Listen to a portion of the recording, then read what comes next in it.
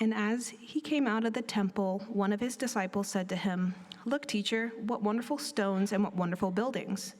And Jesus said to him, "Do you see these great buildings?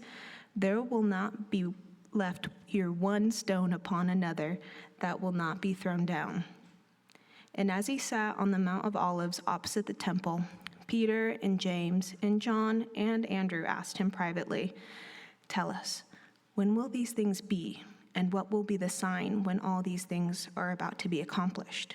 And Jesus began to say to them, "See that no one leads you astray. Many will come in my name, saying, 'I am he,' and they will lead many astray. And when you hear of wars and rumors of wars, do not be alarmed. This must take place, but the end is not yet. For nation will rise against nation, and kingdom against kingdom. There will be earthquakes in various places. There will be famines. These are but the beginning of the birth pains." The word of the Lord.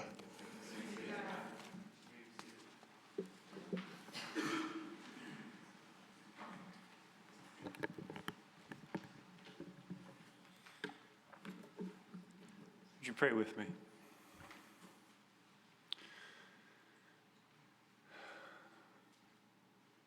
God, we come to you knowing our great need, but also knowing that we have needs we do not quite understand. Lord, may the words of my mouth and the meditations of all of our hearts be pleasing in your sight. Lord, our rock and redeemer. Amen. My life may have been very different if the letters L and M were not right next to each other in the alphabet. On my first day of high school, I met an unlikely friend, his name being Josh Larkin and my last name being Metcher. We were sat next to each other in nearly every class that first day. Good Christian kid that I was, I should have avoided him when he introduced himself as he did. He introduced himself by showing me all the burn marks on his backpack straps, burn marks from all the joints and blunts he had stubbed out on them. And I soon learned he was the rebellious son of a Baptist pastor. Josh would become one of my two closest friends in high school. My other close friend was a guy named Paul, equally hilarious as Josh, but with no apparent connection to church or a faith community. Paul was unapologetically himself. Paul, Josh, and I became inseparable. And we even worked a summer together at a Slurpee stand on Navy Pier, and it was full of all the hijinks and silliness you can imagine from three high school idiots. I was thrilled to have them join my church youth group every Monday night and even go on church retreats. And because of me and my witness, they were closer to learning more about God. And every Friday night during the school year, we would alternate sleepovers at each other's houses, and we would rent 2 or 3 movies. Self-effacing dorks that we were, we called it Friday Night Buds or Fry Night Buds. And one Friday, we crammed into my bedroom and watched American History X. It's the fictional story of Derek, a young neo-Nazi played by Edward Norton. What's going on here, David? We got 2 mics going? Okay. It's the fictional story of Derek, a young neo-Nazi played by Edward Norton. The film alternates between black and white flashbacks and the present-day full-color effects of the moments and choices in those flashbacks. In the flashbacks, we learn how Derek, a young, brilliant high school student, was drawn into neo-Nazi thought. He became a charismatic figure, and he recruited more people like him. And in one scene, moments before they ransack a convenience store owned by minority people, Derek riles up his young, angry hearers about the 2 million illegal immigrants in their state. I will not repeat his words here, but you can imagine them, or perhaps you've seen the film yourself. At any rate, 2/3 of the way through his speech, I felt something moving in me from his words, and I said to my friends, I said to Josh and Paul, are either of you finding this convincing too? Without barely a pause, they both said emphatically, "No."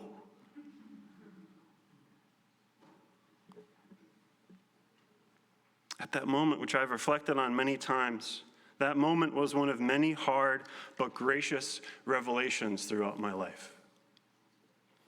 Reflecting on it now, I wonder, how could this happen? How could I, the church kid, revered by his peers for being so good, the one who brought them to youth group, the one who still loved Christian music, be the one so nearly and so easily duped into racist ideology and hate?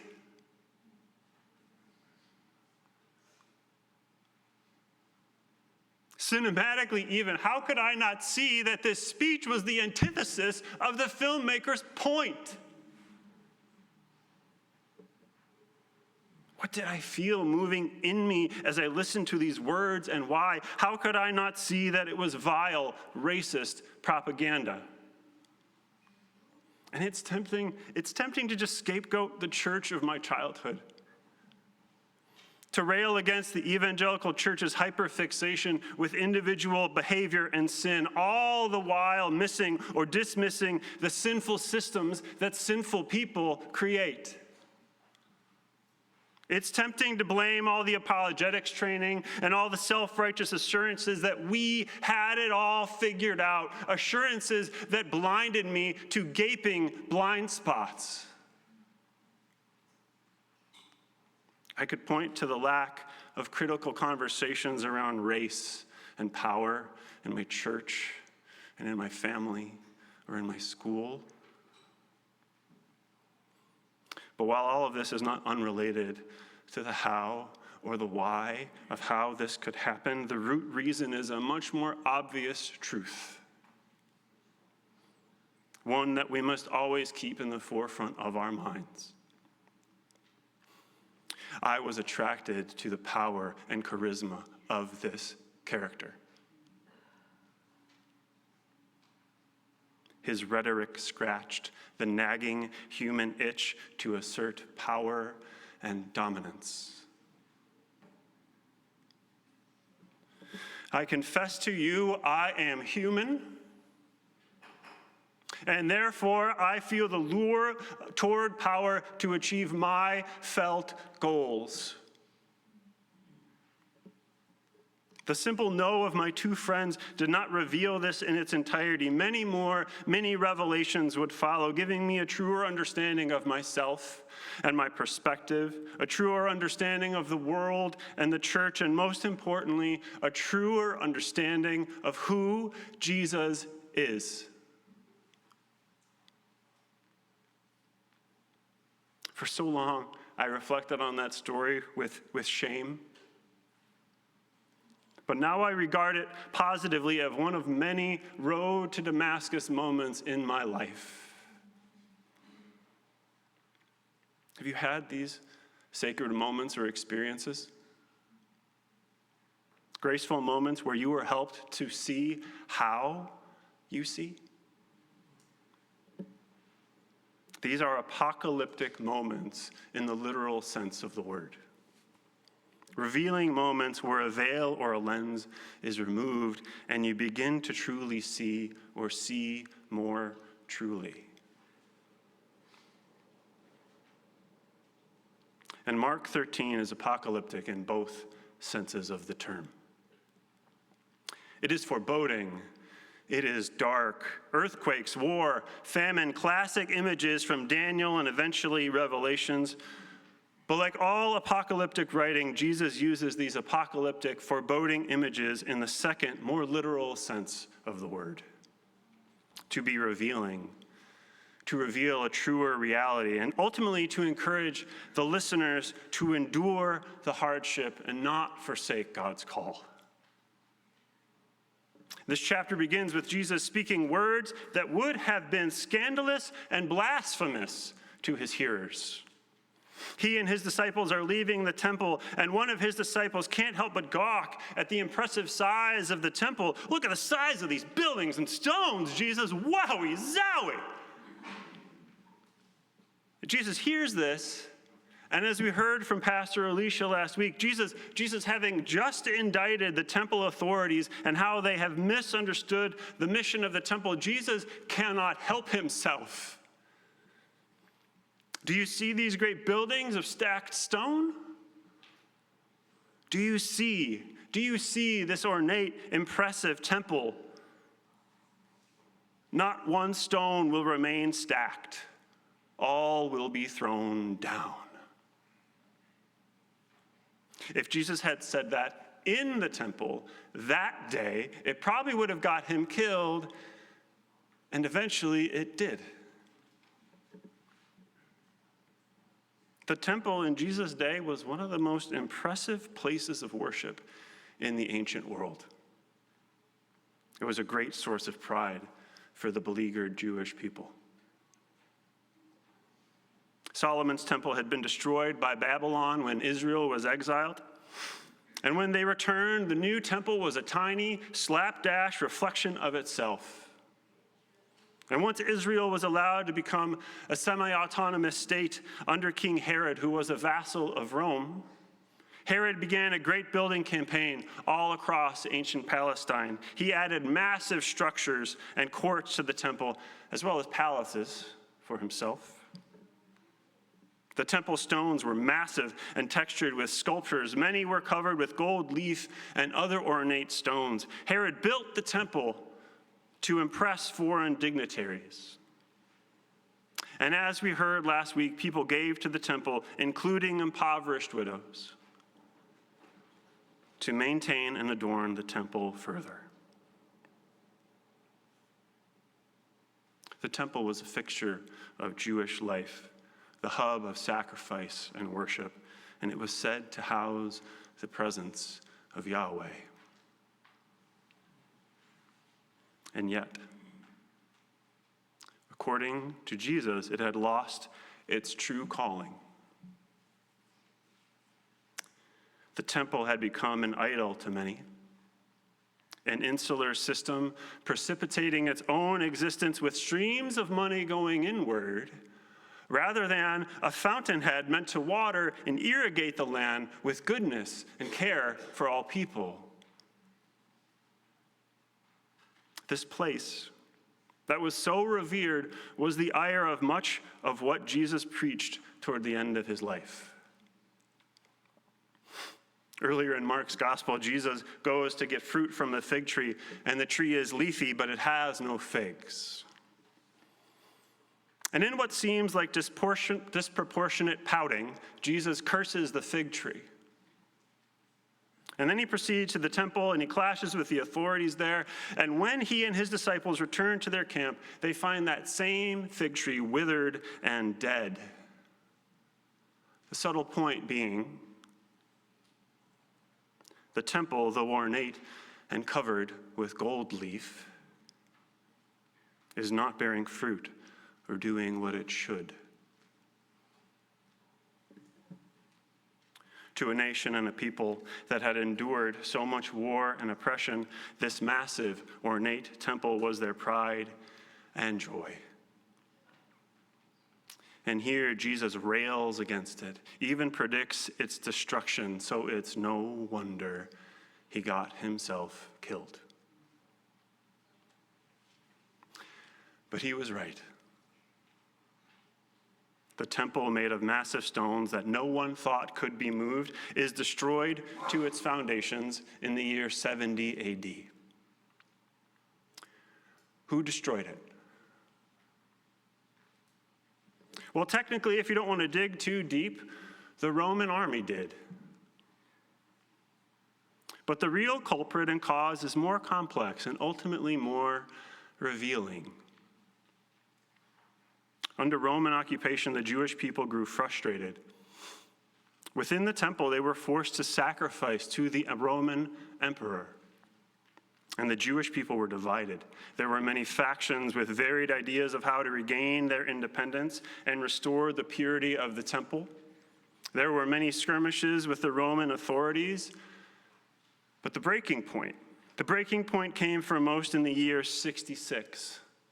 This year, when a temple officer forced the removal of the sacrifices to the emperor, Rome sent a legion of soldiers to quell the ensuing unrest. And these Roman soldiers were slaughtered.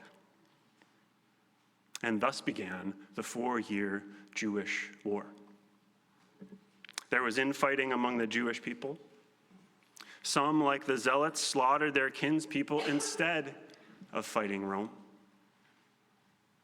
Ideologies flourished about restoring the purity of the temple and the independence and strength of the Davidic kingdom. And meanwhile, a small but growing community of Jewish people has been gathering and retelling the story and teachings of an itinerant Jewish carpenter who was killed and resurrected. This is the context, and these are the Jewish people Mark was writing to. And the pressure on these first Christians to join this revolt and war must have been immense.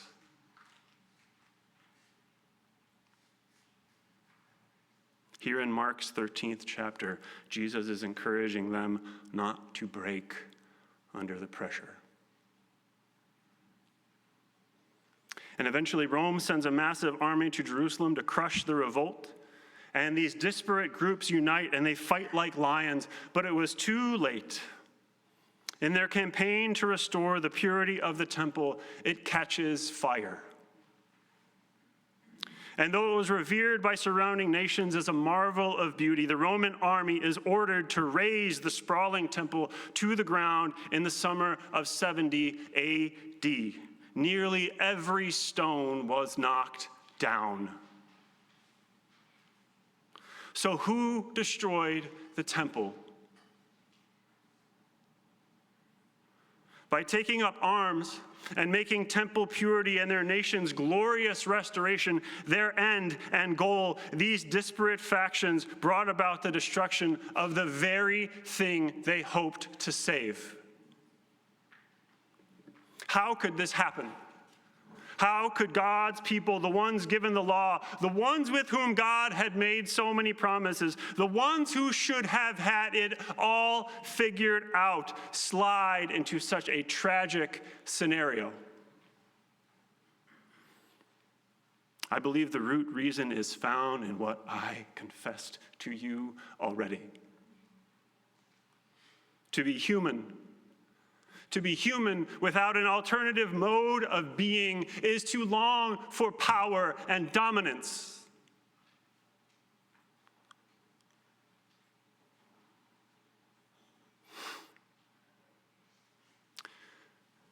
My friends, the veil between Mark 13 and our own reality is paper thin.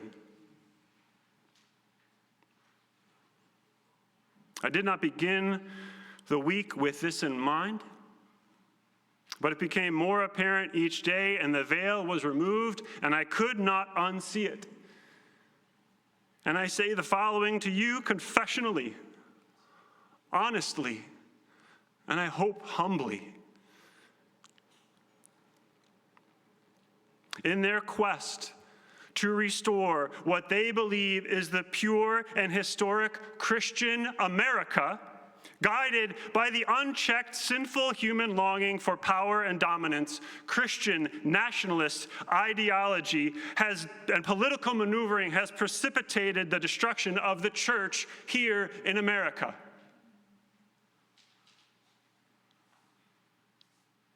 Christian nationalism is based on the flaccid historical premise that America was and is and should be a Christian nation.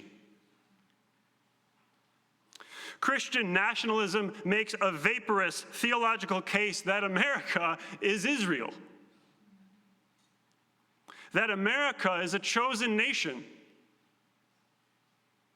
Christian nationalism has labored for decades to sidle up to political powers to exercise its perverse belief that by legislating Christianity, we, America, will usher in the reign of God.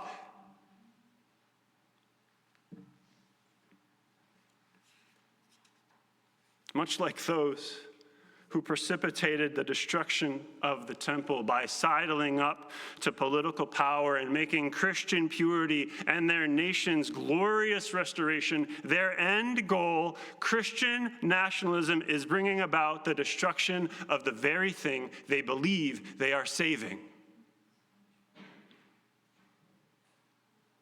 Let me be clear. My concern is not America. My concern is not any politician or political party. My concern is the church. My concern is the people. All people we are called to serve. The veil between Mark 13 and our reality is paper thin, not because this moment in time is exactly what Jesus was referring to, but because this is what happens when sinful humans confuse their felt goals with God's goals and God's restorative end.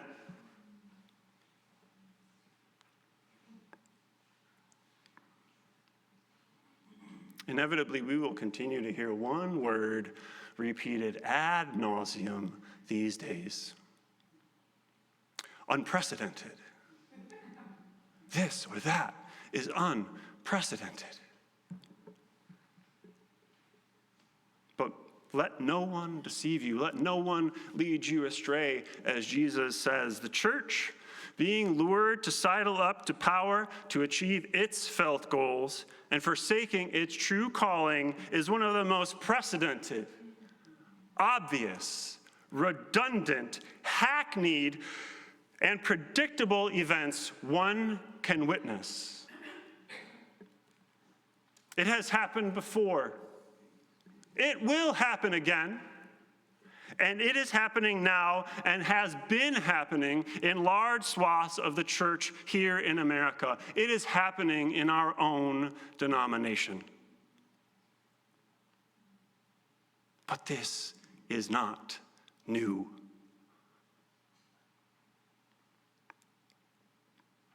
From Constantine in the 4th century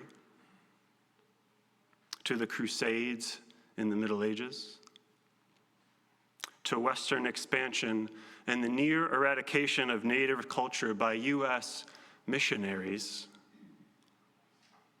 the church of which we are a part has oftentimes conceded its call to love all people and lay down power like Christ did for the sake of short-term gains and moral goals that have nothing to do with Jesus. This is not new. And while it is tragic to behold, it should not surprise us. It should not surprise us for 2 reasons. First, the church is made up of humans. And to be human without an alternative mode of being is to be attracted to power and dominance. We see that in Genesis 3 and throughout the Bible and throughout human history. If we are honest, like I have tried to be honest, we see that in ourselves. So no, the church's attraction to power and charismatic figures should not surprise us.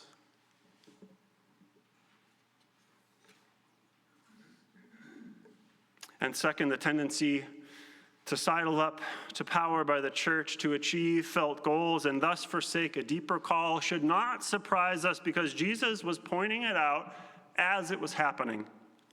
And he warned us that it would continue to happen. Do not be alarmed. This must take place. But Jesus continues. The end is still to come.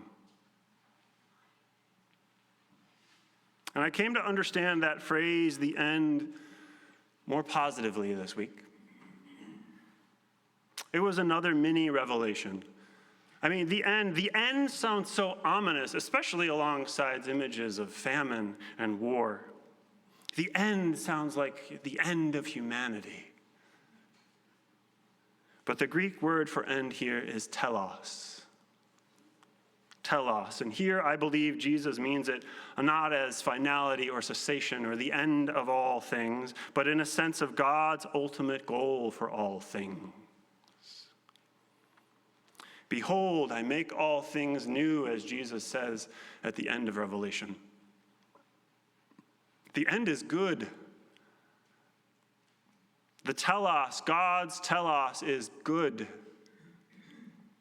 And so take heart.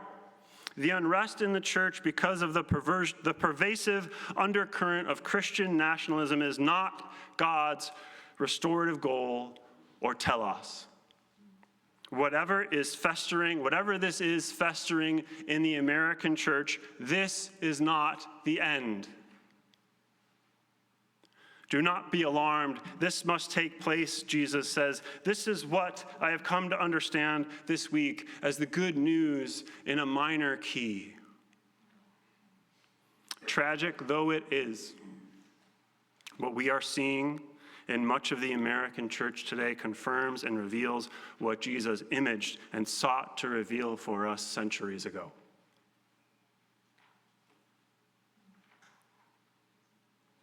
In this minor key, good news resounds with another quiet, hopeful chord. Because in spite of this hackneyed historical slide toward power by the church throughout history, Christ endures. The resurrection is real, and the church, though hacked down to the stump and to its very foundations, often by its own stupidity and misguided thirst for power, springs up and is reborn in new places, not by its own power, mind you, but by the power of God. That is also part of church history.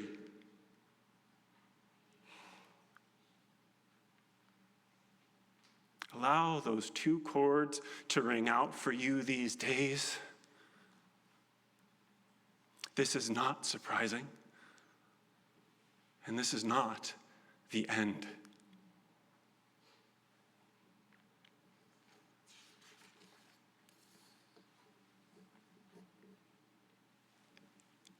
Perhaps, and this is dark, and this is foreboding, similar to Mark 13. But perhaps our hope should not be that this iteration of the church in America not die, but our hope should be that because the resurrection is real, even as one thing is dying, something new is being born. These are but the beginnings of the birth pangs, Jesus says.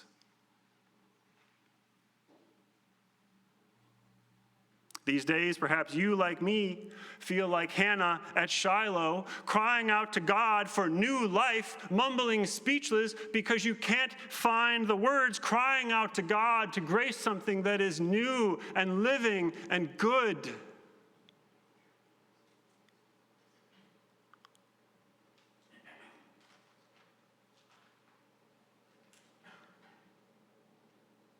The waiting is hard. We're on the precipice of Advent and waiting. And Revelation is hard. It can shatter your world and worldview. And once you begin to truly see, it is tempting to try and unsee. It is also tempting to regard others as foolish or unenlightened. It is tempting to try and force revelation upon others, but that is not our call. This week, I was able to hear more of Pastor Alicia's story, and she knows I'm sharing this morning. She grew up deep in Christian nationalist ideology, and it persists in her family. Slowly but surely, she came to see it for what it is. And as she and I wrestled through this text this week, she said this: I am not better than anyone who still believes this or cannot see it.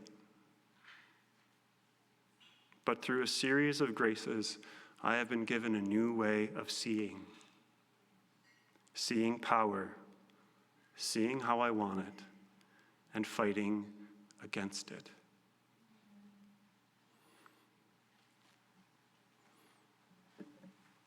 Through confession and an honest appraisal of ourselves, we must not consider ourselves better or more enlightened than others. We are not called to force revelation on people. My two dear friends, Josh and Paul, did not engage in a heated fight with me. They emphatically but relationally said no. And this, by the subtle power of God over many years, was revealing. As hard as it was and is naming this sin outright this week, it has been revealing and clarifying. As Pastor Alicia said last week, we are not fighting people. We resist and fight the powers and principalities and sinful systems. Christian nationalism is a sinful system created by sinful humans. And so to co-opt a phrase that many of us often heard and perhaps recoil at hearing, hate the sin of Christian nationalism and love the person who cannot yet perceive its sinfulness. We are not fighting people. We are called to love and serve and care for people, all people. If by the grace of God this has been convicting or revealing for you, and you are beginning to distinguish the outlines of Christian nationalism around and within you, I empathize with you. That has to be so frightening and hard. I imagine it feels like something is on the brink of dying within and around you. I imagine and have experienced the anxiety of seeking ways to keep something alive because the thought of losing it is too hard to bear.